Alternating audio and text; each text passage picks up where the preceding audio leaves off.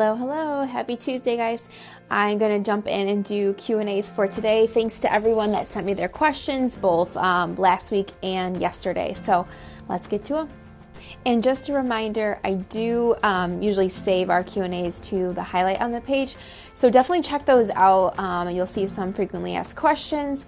And I'm also working with a video editor right now to get like a montage of Q&As for each day up, so we can kind of organize them based on frequently asked questions. So hopefully that will help you guys so you can see what other moms are asking and hopefully get your questions answered.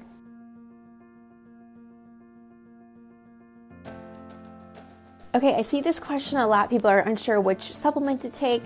Honestly, everybody's different, so every supplement or herb is going to work a little bit differently.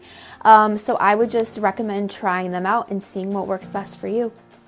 All right, I'm going to share some of the best ways that you can do this. One, check your water intake. Make sure you're drinking a lot of water. You need to be hydrated. Also, increasing your herbs and supplements, goat's root, fenugreek, brewer's yeast.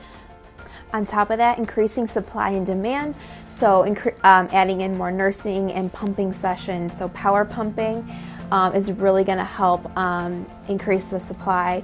Also, massaging your breast while breastfeeding or pumping can help yield 40% more milk. It's crazy, right? Another one people forget about a lot is managing your stress. So this is easier said than done, I know, but taking yourself out of stressful situations, because high stress can also decrease your milk supply. Okay, so there are many different reasons why your baby might be pulling off the breast. And one reason is heavy milk flow.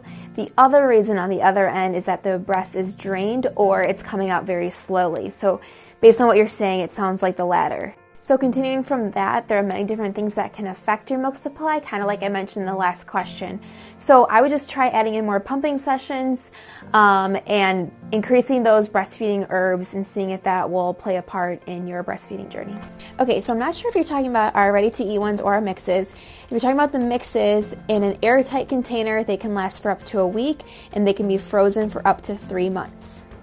If you're talking about our ready-to-eat cookies, the length of time is a year. However, when you open the box, it's recommended to eat that box within 7 to 10 days. And of course, once you open a package, to eat it within the next day or so for best taste. So your breast is continually producing more milk, so it never actually empties.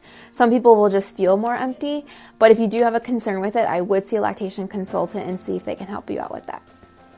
All right, I got 3 tips for you. One is you can express a little bit milk manually beforehand. Next, you can breastfeed your baby before she's hungry, so she's gonna suck a little bit softer and not as rough. And finally, you can try breastfeeding your baby while she's in a seated position, and that can help with the pressure from the milk. Okay, so contrary to what you think, the size of your breast actually has nothing to do with the amount of milk it produces. So something you can do is just give a little more attention to that side, add in more pumping sessions or more breast compression sessions on that side, and that should help.